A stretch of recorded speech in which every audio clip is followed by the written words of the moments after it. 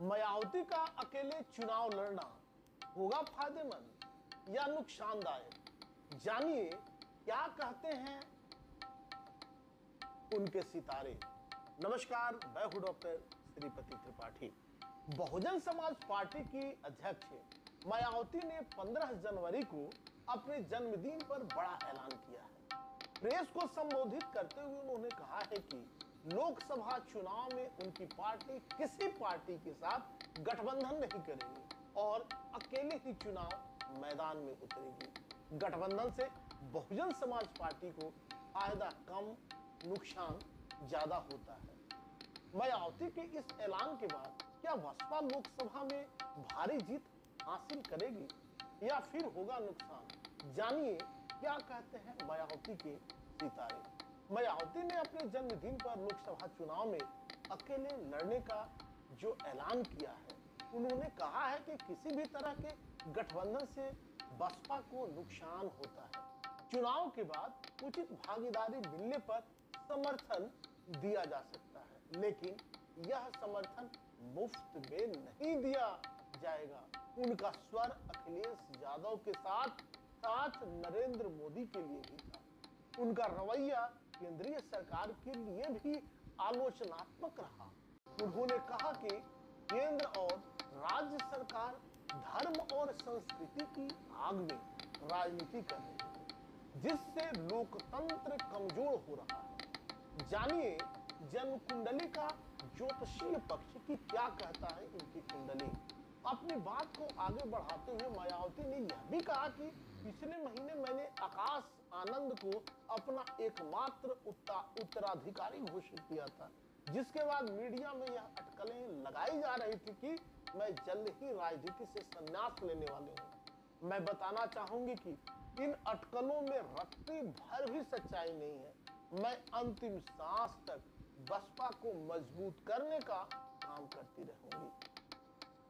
Baspa supremo के press को संबोधन सुनते और देखते हुए यह विचार आया कि क्यों न इनकी कुंडली का ज्योतिषीय पक्ष भी जाना जाए। सप्तम भाव में सूर्य, बुध, चंद्र मौजूद है। 15 जनवरी 1956 को जन्मी मायावती का जन्म लग्न कर्क राशि है।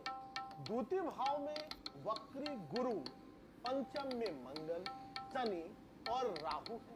सप्तम भाव में सूर्य, बुध, चंद्र है एवं एकादश भाव में केतु विराजमान है।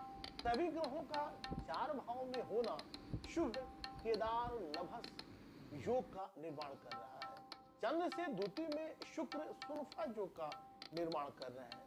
कुंडली में गुरु शुक्र की युति जहां प्रतिकूल परिस्थितियों को अनुकूल बनाने का सामर्थ्य प्रदान कर रहे हैं, वहीं पंचम भाव में मंगल शनि के साथ राहु की उपस्थिति अपने निर्णय से अनुकूलता को प्रतिकूलता में बदल देने की ओर संकेत दे रहा है। वर्तमान समय में जब देश लोकसभा चुनाव के समीप है, तब इनकी चलने वाली विंशोत्तरी दशा है।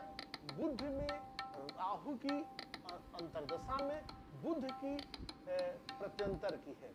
महादशानाथ एवं प्रत्यंतर दशानाथ बुध जन्म कुंडली में तृतीय एवं द्वादशीय होकर द्वितीय एवं लग्नेश के साथ सप्तम भाव में विराजमान। बुध राहु की युति खराब होती है। दशमांश कुंडली में बुध दशमेश होकर दशम भाव को दृष्टि दे रहे हैं।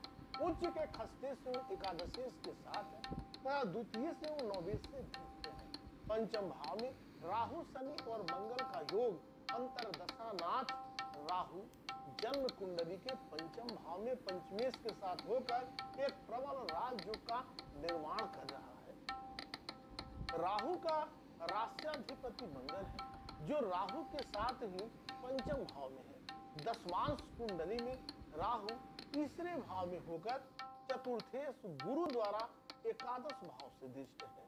राहु का राष्ट्राधिपति शनि नौमेश एवं पंचमेश के साथ दशम भाव में है। पंचम भाव में राहु, शनि और मंगल का योग इनकी स्वयं की और स्थिर मानसिकता की वजह से निर्णय लेने में ऊहापोह की स्थिति, मतिभ्रम की स्थिति बना रहे। लेकिन महादशानाथ, अंतरदशानाथ एवं प्रत्यंतर दशानाथ का संबंध जन्म कुंडली एवं दशमांश कुंडली के चतुर्थ, पंचम, नवम, दशम, एकादश के साथ साथ छठे भाव से भी हो जाना आने वाले लोकसभा चुनाव में प्रतिकूलता को अनुकूलता में बदलने का माहौल तैयार कर रहे हैं। द्वितीय, द्वादश एवं अष्टम भाव का संबंध यह इशारा दे रहे हैं कि केंद्रीय सरकार की तमाम आलोचनाओं के बावजूद स्वहित के लिए ये किसी अन्य को नहीं वरन केंद्रीय सरकार के साथ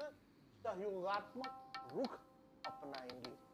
अभी तक आपने इस चैनल को सब्सक्राइब नहीं किया है तो सब्सक्राइब करें, शेयर करें और ज्यादा से ज्यादा कमेंट्स करें। तब तक के लिए दीजिए इजाजत। नमस्कार, जय श्री कृष्णा, वंदे मातरम।